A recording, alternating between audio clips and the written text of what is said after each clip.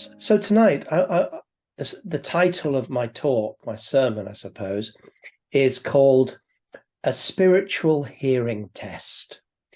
A Spiritual Hearing Test. One of my favorite books in the New Testament is the book of Hebrews. I love the book of Hebrews. For many years, I got to admit, I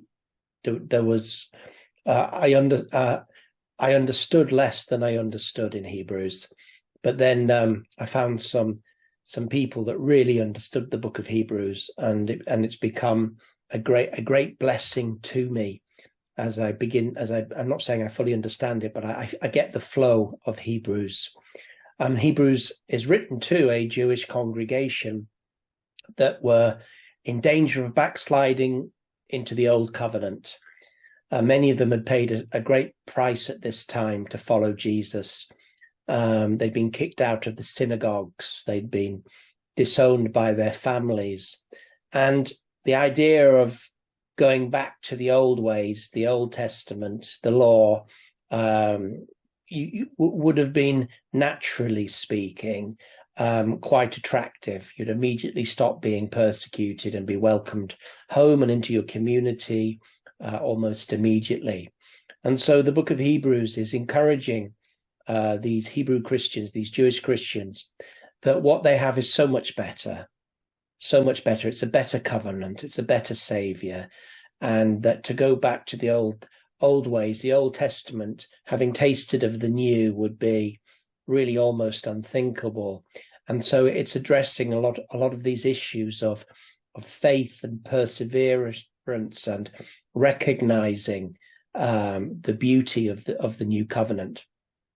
And I want to speak about a little bit of a theme there, which is really about spiritual hearing. And I want us to ask ourselves, how is our spiritual hearing?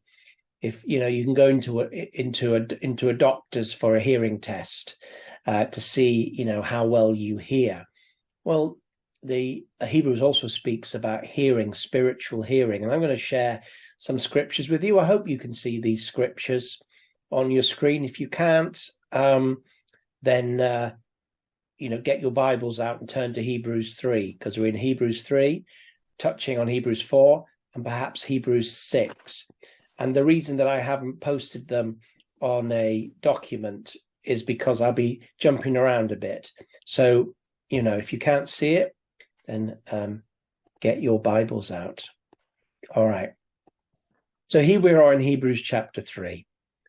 And I want to start in Hebrews chapter 3, verse 7, where we talk about hearing. And as I read this, you'll hear themes about the Holy Spirit is speaking, and he's speaking today. And the question is, are you hearing? And don't be like the Moses generation that didn't listen when the Holy Spirit was speaking to them. And then you'll also find a note in what I'm going to read from Hebrews chapter 3, verse 7 following, that hearing, true Bible hearing, is always mixed with faith, James wrote about this. He says, it's not the hearers of the word that are blessed, but the doers of the word. So Bible hearing always is mixed with faith, belief. And if hearing from God is mixed with faith, it means it will affect what you say, it'll affect your decisions, it'll affect what you're doing. So a hearing test, a spiritual hearing test, is not just can you hear what the Bible says, but can you hear it? Do you believe it? And what are you doing about it? Okay, here we go. Hebrews 3:7 following. Therefore, as the Holy Spirit says or speaks, today, if you hear his voice, do not harden your hearts as in the rebellion, in the day of trial in the wilderness, when your fathers tested me, tried me, and saw my works 40 years. Therefore I was angry with that generation and said, they always go astray in their heart, and they have not known my ways. So I swore in my wrath, they shall not enter my rest. Beware, brethren, lest there be in any of you an evil heart of unbelief departing from the living God. But encourage one encourage one another daily, while it's still called today, lest any of you be hardened through the deceitfulness of sin. For we have become partakers of Christ if we hold the beginning of our confidence steadfast to the end.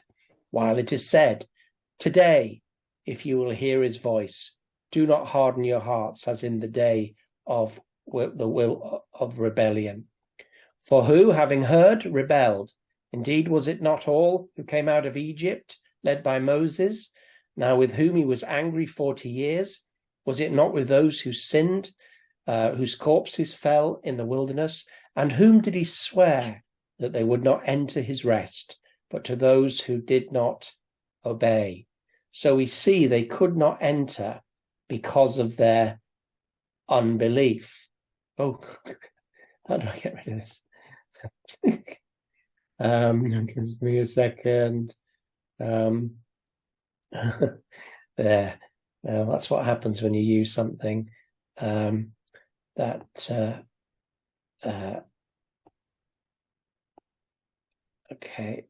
just 1 second. It's because I turned off the adverts, and now it's telling me if I don't turn them on again, I can't do it.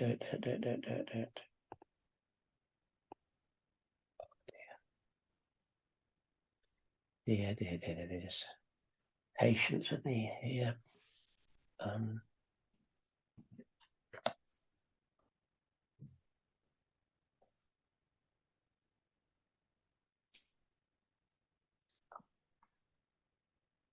Okay. Probably do it again, but okay. Hebrews 4, following on, excuse me for that. Therefore, while the promise of entering in his rest still stands, let us fear lest any of us should seem have failed to reach it. For the good news came to them, just came to us, just as them. But the message did not benefit them because they were not united by faith. Or actually, the phrase is they did not mix what they heard with faith. For we who have believed enter in that rest, as he has said, as I swore in my wrath, they shall not enter his rest. Although his works were finished from the foundation of the world, for he somewhere spoke of the seventh day in this way, and God rested on the seventh day from all his works. And again in this passage said, they shall not enter my rest. Since therefore it remains for some to enter it, and those who formerly received the good news failed to enter it because of disobedience, again he appoints a certain day, today. Today, if you hear his voice, do not harden your hearts. For if Joshua had given them rest, God would not have spoken of another day later on. So then there remains a Sabbath rest for the people of God. Who's ever entered into that rest has also rested from his works, as God has did from his. Let us therefore strive to enter that rest, so that no one may fall by the same sort of disobedience. For the word of God is living and active, sharper than any two-edged sword, piercing to the division of soul and spirit, joints and marrow, and discerning the thoughts and intentions of the heart. What we're reading in these sections are a picture. It's a picture, and we see 3 times it says, today, if you hear his voice. Who's the Holy Spirit? Today, if you hear his voice, don't harden your heart. And then the illustration is this: don't harden your heart like the Moses generation, who God spoke to and said by his Holy Spirit, I've got a rest for you. I've got a promise for you. And the promise will mean that you're going to have to believe me, and you're going to have to struggle. You're going to enter the promised land. You will take the ground. You will get rid of the enemy that's there. And at the end of that, when you have possessed the land, you will enter into a rest. You'll be able to enjoy the land of milk and honey. And so this was a promise of a natural land, and they would have to fight. But at the end of that fight, they wouldn't have to fight anymore. They would be able to enjoy the fruits of that promised land. And of course, we know that they didn't do that. Very few went in. In fact, it had to be a new generation. So all of them failed to listen to the Holy Spirit, except Joshua and Caleb. They hardened their hearts in the wilderness. They didn't mix God's good news of the promised land with faith. Remember, to hear what God was saying, and not just to hear it, but to believe it and to put it into practice. They didn't do it, and so they perished in the wilderness. This is what this section is about. And then the author then says, hey, God, entered his rest. God worked for 6 days, and then when he'd finished, he'd created everything, put everything into motion. On the 7th day, he rested from his creation work. He entered into his rest. And he said, but Joshua, he went in with the Joshua generation. He mixed faith with the promise of the promised land, and he took the promised land. But the author says, but this isn't the rest I'm talking about. There's another rest. It's not completed yet. And there is a rest for you to enter into. There is a rest for you. There are promises that God has given us. Promises God has spoken to us. The Holy Spirit is taking the word of God, his promises and his views, and the Holy Spirit is speaking to us on a daily basis. His daily basis. And so we need to listen to what the Holy Spirit is saying to us through his word and what he's saying to us today. I mean, it's wonderful to hear testimonies of what God said to you 10 years ago. It's part of your testimony. But what is God saying to you today? What is God saying to me today? What is God saying to Emmanuel today? What is he saying today? Because we can't live off those old words, which we've gone through, unless those old words are still speaking into our situation. It's today. Need to hear from God today. What is God saying about my life today? What is God saying about this week today? And this is why time alone with God, quiet times, QTs, daily devotions, Bible reading, as Sybil reminded us earlier, is so important. Because when you read the Bible, you might get a today word. You might get a today word, or the Holy Spirit might bring to your remembrance a scripture through various means and forms where you feel God is. It's a today word. Look at Dorte. Dorte gave us a testimony, and she didn't want to go. She did, and in this new contract, she'd have to go to this house that didn't seem very safe for her in her caring work. And at first, she thought, "I'll just have to go do it, I guess." And then when she went home, her mother, who she said will often give her opinion on many things and talk, when she said something about you can't take this contract, Dorte heard the Holy Spirit speaking through her mum, almost saying, like the Holy Spirit through her mum saying, listen to me, don't take the contract today, go back and speak to them. And Dorothy went back and they gave her a new contract and she wouldn't have to go to that potentially unsafe house. You see, that there's a wonderful illustration that fits in with what I'm saying. But it's not just a today word. It's what God's word is speaking to us that we know what it's speaking to, and where that conviction is coming on. And so what is this rest? Well, this rest for us is walking with the Lord and fulfilling as much as we're able, as failing people. Everybody in the Old Testament had their failures, even Abraham, and the only person that didn't have one was Jesus. But it's us fulfilling the calling on our life and the potential, God's potential on our life, and releasing the gifts that God has given us specifically for kingdom benefit and for others. And when we do this, when we believe that God has called us, God has gifted us, and God wants to use us, and that whatever we might have to battle against, self-doubt or outward circumstances, that if we hear what he says, believe what he says, and begin to put it into practice in our thinking, our speaking, and our actions, then we will find that there will come a time when we are beginning to experience different levels, and hopefully at one stage, the full level of entering into his rest. Entering into his rest is not going to heaven. Entering into his rest is coming to a place where we are beginning to and then fulfilling God's destiny for us in following him.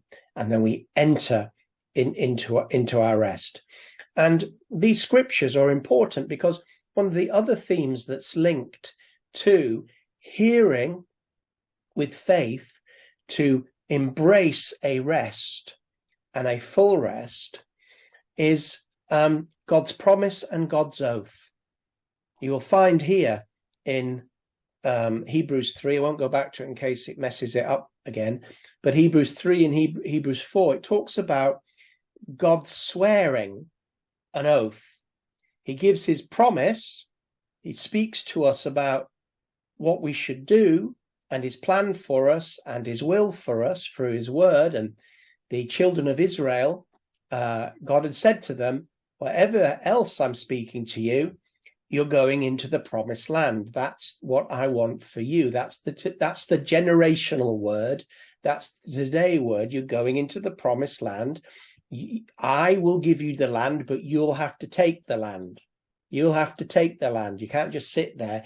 I will, at every step you take in the land will be yours, but you have to do it.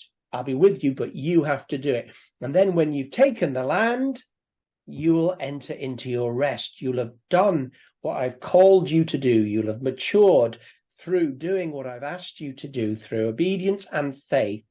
And then you will enter in to enjoying the rest in that land. So there's work to be done, just like God worked for 6 days, but then entered into his rest. The Sabbath and the importance in the Mosaic law, this Sabbath, what was it? It wasn't just a day of rest. It was to remind them there's a time for work and there's a time to enjoy the product of your work.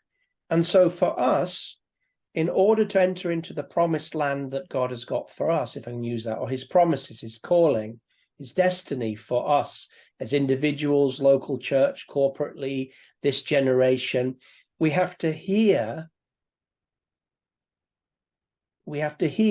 acutely with spiritual precision. And we find that their hearts were hardened. The hearts were hardened. Again and again it says hearts were hardened. Their hearts were evil. And so the idea is a hard heart is like being hard of hearing. So if you say someone, and unfortunately they're hard of hearing, you say the person is hard of hearing. It's our phrase we use in English. Are you hard of hearing? Yes, I'm sorry, I can't hear properly. I'm hard of hearing. Well, to be hard of spiritual hearing is to have a hard heart. That's what the Bible calls heart. When Jesus speaks about your heart is hard, he's speaking about being hard of hearing. You can't hear God. And so a non-Christian is stone deaf in their nature. A non-Christian is stone deaf to God until the Holy Spirit, through conviction and sharing the gospel, begins to bring hearing, spiritual hearing. Okay. And spiritual hearing, as I've said, I studied the New Testament at school. I studied the New Testament at A level. I studied it and I understood it with my mind, but it wasn't mixed with faith at that time. So I was hard of spiritual hearing. Okay. I had an atheist lecturer teach me in Greek the meaning of the parables of Jesus. And I was going away amazed because these were really impacting me as a new believer at university. And then I thought to myself, wait a second, how can this unbelieving atheist be teaching me and blessing me with Jesus's parables? Well, he understood, but he didn't understand. He heard, but he didn't hear. The difference was at that time, now, as a Christian, I was hearing mixed with faith. My heart was soft, which is another way for saying my spiritual hearing was getting better and better. And the reason my spiritual hearing was getting better and better is that what I heard, I believed, and I put into practice in my life. It changed my mindset, my worldview. That's what spiritual hearing is. Soft hearts have great spiritual hearing, because spiritual hearing is mixing the good news, mixing the promise with faith. It's hearing, but with the Holy Spirit. It's hearing, and it's believing. There's a spirit of faith. It's believing.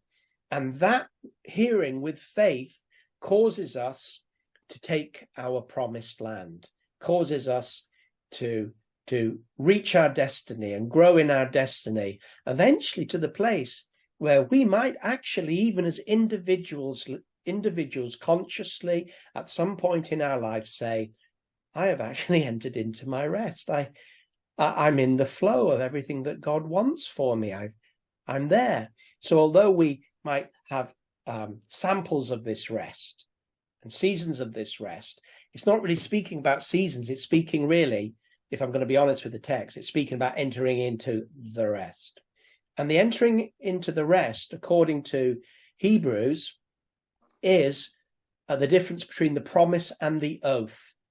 The promise and the oath. So when you read Hebrews chapter 3, chapter 4, go to chapter 6, you'll find that there's when I say oath, it's also when it says, and God swore. Okay, so when God swears, he's swearing an oath. Okay, and the oath, the promise is what's the word? The promise is potential. The promise is conditional, but the oath is unconditional.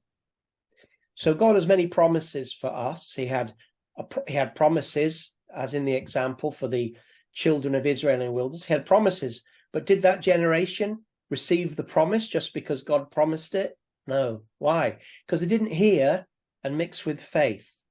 That was the problem. They didn't believe him enough to act on the promises, and that promise that was conditional on faith did not come to pass for that generation. And in fact, what happened was, it wasn't that it didn't just come to pass for that generation. God swore a negative oath. It says, I swore in my wrath, they shall not enter my rest. Do you remember when they were on their way, and they sent in the spies? The spies came back, only 2 said go in, and then they said, we're not going in. Then God said, right, you'll never go in. This generation will never go in. I swear on my wrath, I swear an oath, you will never take the land now. And they said, oh yes, we will. And they went in and they didn't. And that for that generation, the moment had come where God had said, the promise no longer exists for you. I'll look after you. You'll have manna, you'll have clouds, you'll have fire, you'll have my presence. But and you can have it for 40 years. I'll still be there for you, but you will not enter the land. You will not enter into your rest. I swear that you won't. Okay? And when God swears an oath, that's it. That's it. Oh, please, no, it's it. There's no changing God's mind when he speaks an oath. That's the negative oath. But God can also speak a positive oath, according to Hebrews in the Bible. And that oath is when someone has fulfilled what God has called for them. So Abraham, he had a promise, and not just his child Isaac, but the descendants and all the families being blessed, etc., etc. And when he finally was prepared to sacrifice Isaac, God didn't give him promises anymore. He gave him an oath. So straight after he was prepared to give Isaac, you read, God speaks about an oath, and he swears that he shall enter his rest, and this shall happen to you. The same happened to David, even with his mistakes. There came a point when God swore on an oath that his kingdom would last forever. It'd been a promise, but he swore an oath. After all, God had promised Saul that if he obeyed him, he would have a line that would never end.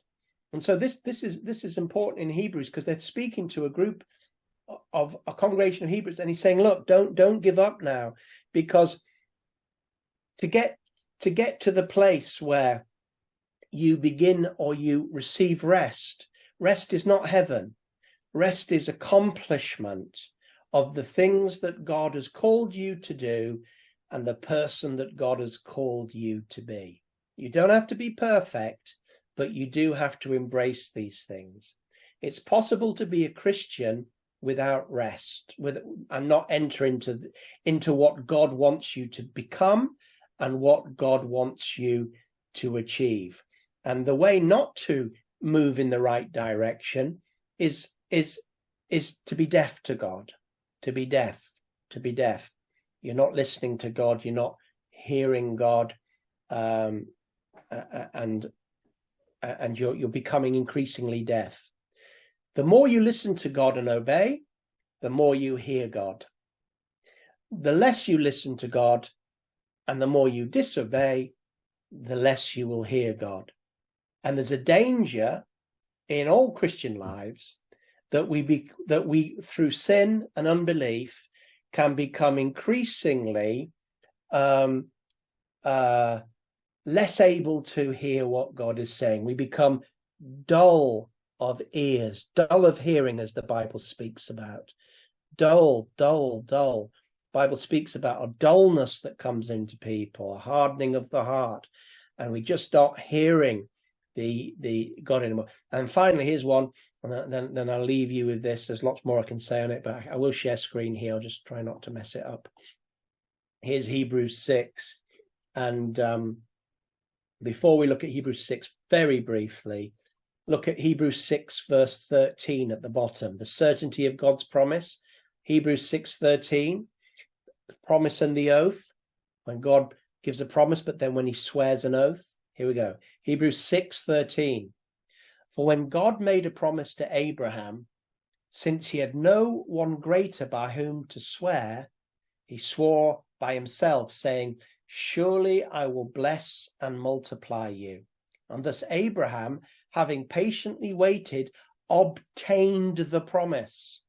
For people swear by something greater than themselves, and in all disputes, an oath is final for confirmation. So when God desired to show more convincingly to the heirs of the promise the unchangeable character of his purpose, he guaranteed it. See, it wasn't guaranteed, but now it's guaranteed with an oath.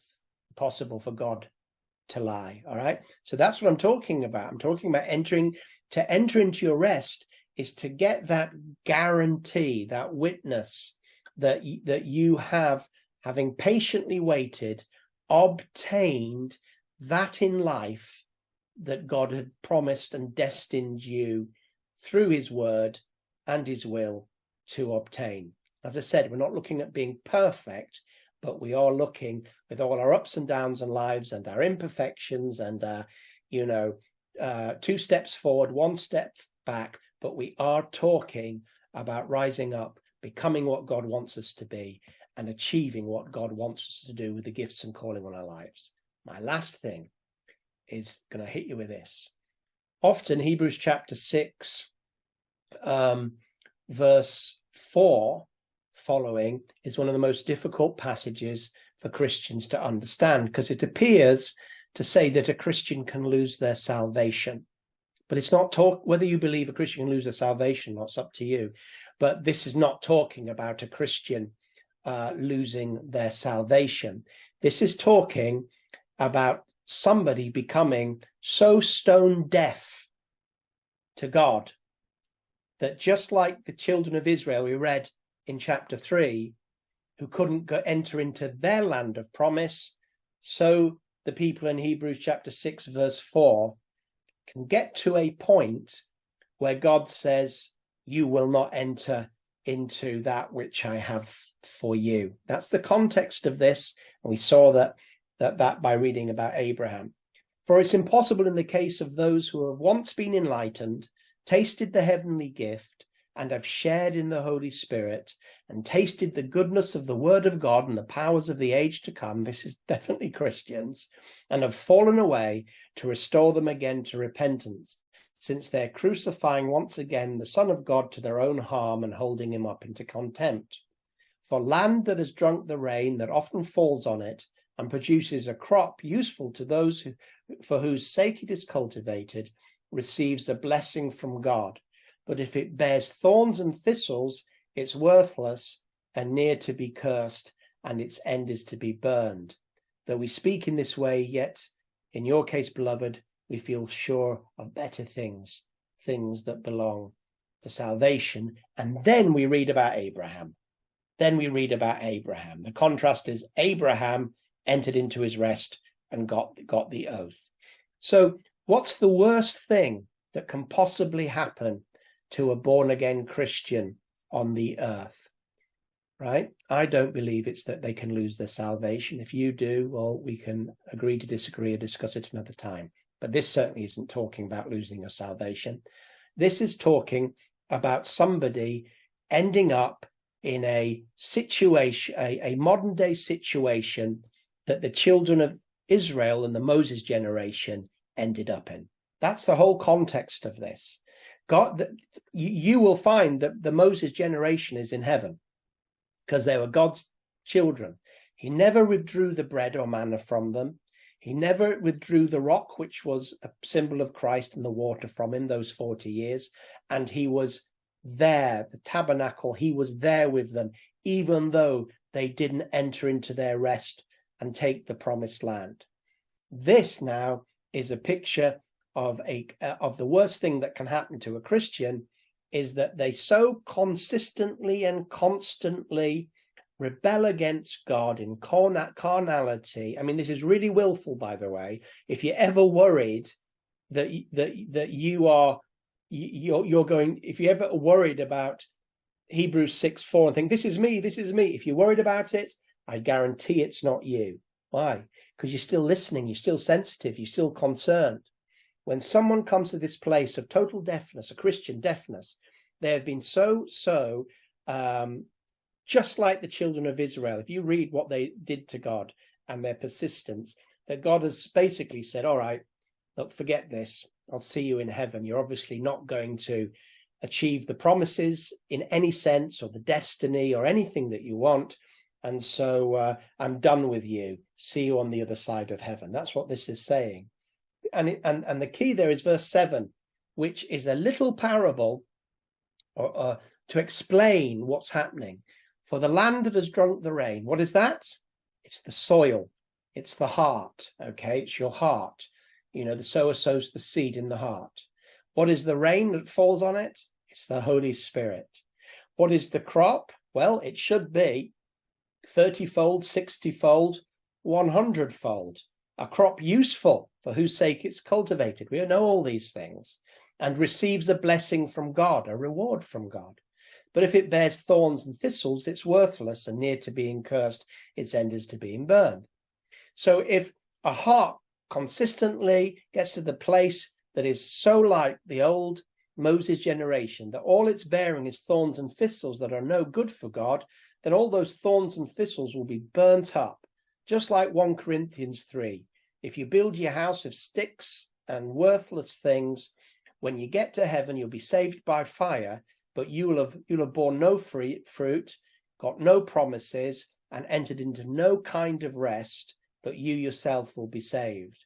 And notice it says it's worthless and near to being cursed. Near to being cursed. This is like a Christian who is saved and believes in God, but lives like a non-Christian all their lives. They're near to being cursed, but the grace of God won't allow his adopted child to be cursed to the end. And then he encourages them, says, look, we think of better things for you, things that belong to salvation. When it says belongs to salvation, it means everything that belongs to salvation. It's not just saying, "Are you saved from your sins?" They are, but it's talking about what does salvation bring us? Salvation brings us resurrection. Salvation will bring us glorification. Salvation brings us sanctification. Salvation brings us the presence of God. And salvation gives us fulfilled promises. And salvation allows us access to the throne room of God. And all the kingdom of God is salvation in all its forms. And so I've hit you with this. And I'm not expecting you to receive everything that I've said. If you've never heard these things for the first time, I will come back to these in other times.